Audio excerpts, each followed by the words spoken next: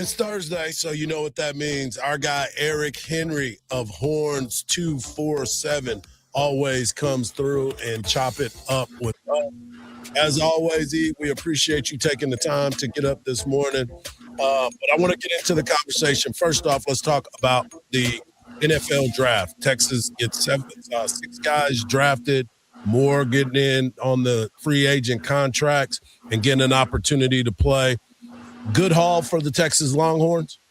No doubt about it. As always, good morning. Appreciate y'all having me on. It was and is a good haul for Texas to get 6 players drafted. You take a look at Texas's roster last year. Someone make the argument, could there have been more? I didn't see it that way. I thought of the players who were draft eligible and the ones who came out, this was a very solid draft class for the Longhorns. Let's again look at it in totality, right? 29 players drafted over the last 3 years. Texas is again a football factory sending players to the NFL. For a time, that wasn't the case, right? So I think that's the biggest takeaway. And I think there's some nice fits for some of these guys in the future to stick in the NFL. And then, of course, you got to look ahead. The way too early prognostications about potential picks in the draft. Texas, another good haul. You look at some of those names that are there and who they are. You look at Arch Manning. Obviously, he's the main character in this story. But then you get a chance to look at a Cam Coleman, Ryan Wingo. Trevor Gooseby is somebody that I think is going to have a huge year. And in one mock draft, even had Jelani McDonald fallen into the first round. So it should be a good year for the Texas Longhorns. Yeah, I mean, let's just look at it this way simplistically, right? There are 3 picks, there are 3 players that you feel really confident about, not just the first round, Harjan Mark, but top 10 potentially, right? Arch Manning, Cam Coleman, and Colin Simmons. When's the last time you've seen one school have the same school have the first pick and the second pick in the NFL draft? Got to go a long way back to 2000 when Penn State had Courtney Brown and LeVar Arrington, right? Went 1-2 in the NFL draft. Texas has a real shot at that next year. I mean, that is a real feat. And again, would be, and of course, you got to get into the expectations of the season and what you hope comes from the year. But come draft time, that would be another huge commercial for Texas football. Look at what we're doing. The draft said a lot, and the Miami Dolphins found a love for Texas football players. How do you see some of these Texas football players in getting into the rotation at Miami? Miami's interesting, Mark. I think that's clearly a team that's rebuilding, right? And when you have a new staff that came in and froze up. He froze. He should be all right. He normally comes room back for it. And one of the things that was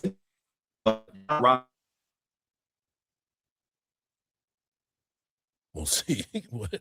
Normally it just comes back in, Yeah. but it seems like the Wi-Fi is struggling more this morning. He is cold at freeze tag. Yeah, he cold-blooded at freeze tag. We'll get him reconnected and get his thoughts on what he was about to get into with the Miami Hurricanes. And he's right. I mean, the Dolphins, yeah. You start to think about what this team and the projection of the Texas Longhorns when you have so many guys that are thinking about getting into the draft and possibly being some big names in the draft. You start to look around, and we talked about Arch, but he mentioned Colin Simmons. Colin Simmons is a guy that a lot of teams are going to be looking at to come off that edge, because there's 3 things. You got to have a quarterback. Yeah. You got to protect the quarterback. Yeah. And you got to get to the quarterback. Go ahead. So if you can get all of that taken care of with a guy like Colin Simmons, and you have some space for him to do that, that'll be huge. Yeah, and Texas has all of those elements, and and actually doubled up in a lot of cases. The quarterback position, of course, nobody's going to have 2 arches. But the wide receiver McDonald's position, does. I'm just not even going to talk to you right now. Like Marcus, I'm talking to you right now. You back, E? Man, I don't know what the hell's going on. Y'all got me? Yeah, we got you. We got you, man. I need you to. You still sound like Tron when you're trying to get onto the thing right now. That good Wi-Fi you got right there. But when you left, you were talking about the Miami Dolphins, and you finished off talking about the rebuild in what they're trying to do. Yeah, I'll be real quick. All I was saying is DJ Campbell, they're talking about moving him to center, right? That could be an opportunity for him to step in immediately as an interior offensive lineman.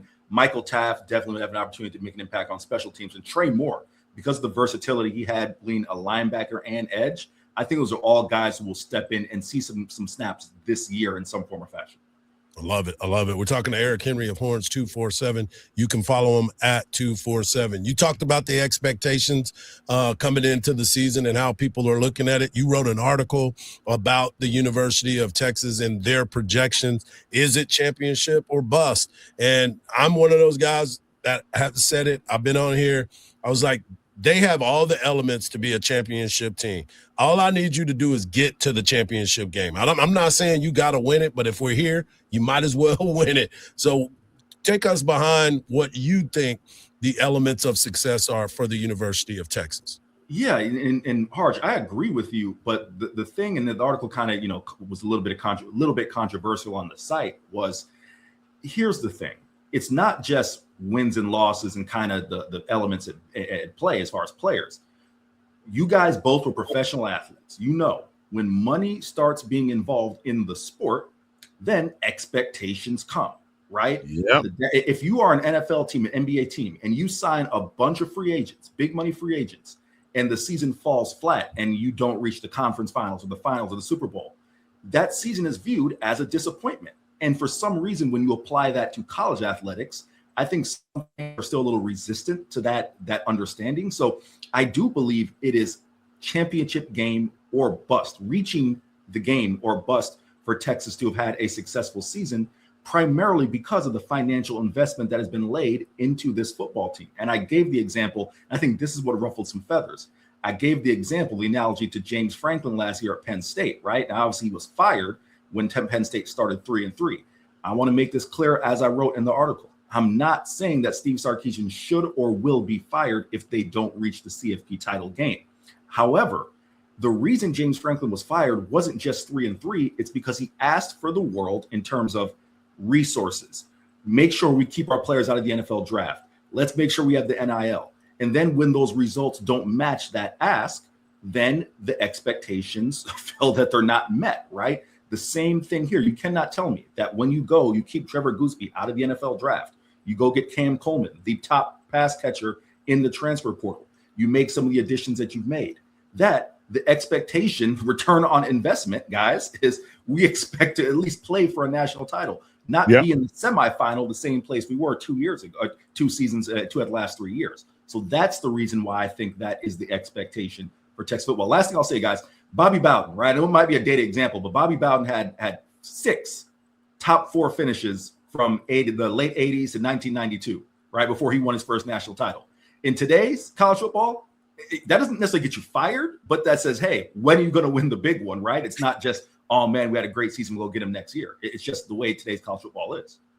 Yeah, and I'm glad you brought that up because, there's always going to be people that are looking at the negative side of an article. Always. You wrote it, not, as you mentioned, not trying to get anybody fired. But the expectations are here because that's what everybody's moniker is, right?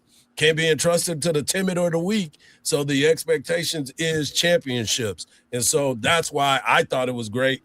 I thought you did a good job with it. And I didn't take it as, oh, my God, he's trying to get somebody. And people are saying these type of things. It ain't us. Yeah, it ain't it's not just. We just reporting the news. People are saying things like that. I remember last season. The barbershop, baby. You go to the barbershop, they let you know what is truly going down. Yeah, how many times did we hear, you and I and Hard sit and hear people talk about, wow, they need to hire somebody else to do the play calling inside the 20 because there was a problem with Texas getting in the end zone when they got to the red zone.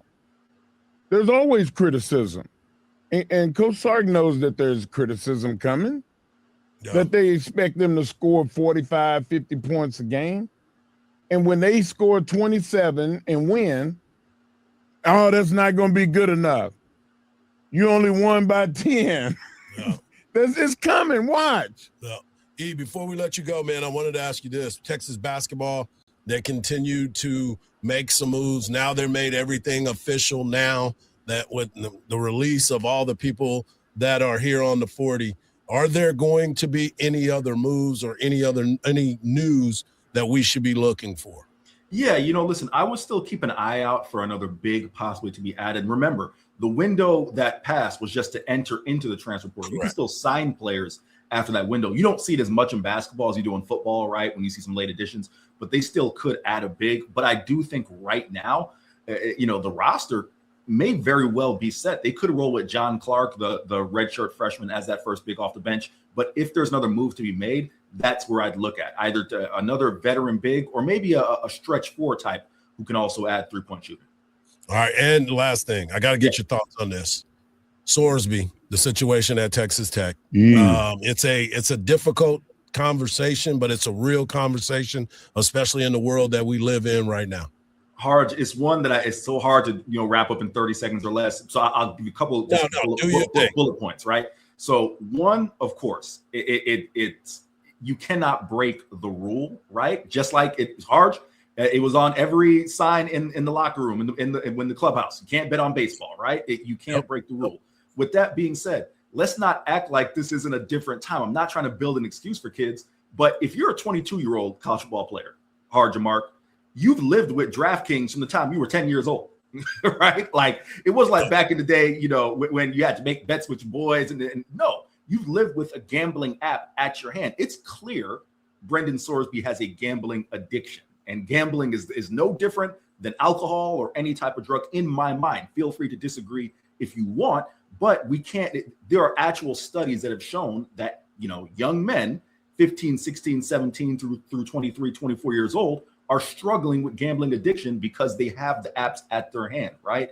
So there's that. And I'm sorry, I cannot ignore the fact that these sports leagues, and in this case, the NCAA, choose to be involved, whether directly or indirectly, with gambling apps, and then want to come down and drop the hammer. Remember, right? We talked about it, I'm sure, on the show.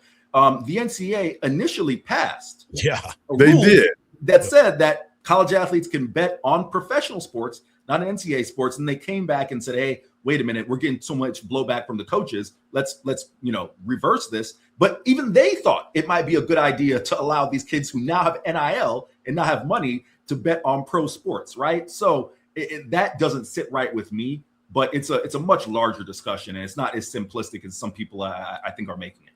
Yeah, it's going to be a difficult decision for everybody that's involved. But as always, man, we appreciate you. Get over to Horns 247 to check out all the latest from those great folks over there. But, of course, you got to follow my boy, Eric C. Henry _ on social media. Thanks, E. Appreciate y'all. All right, get new Wi-Fi.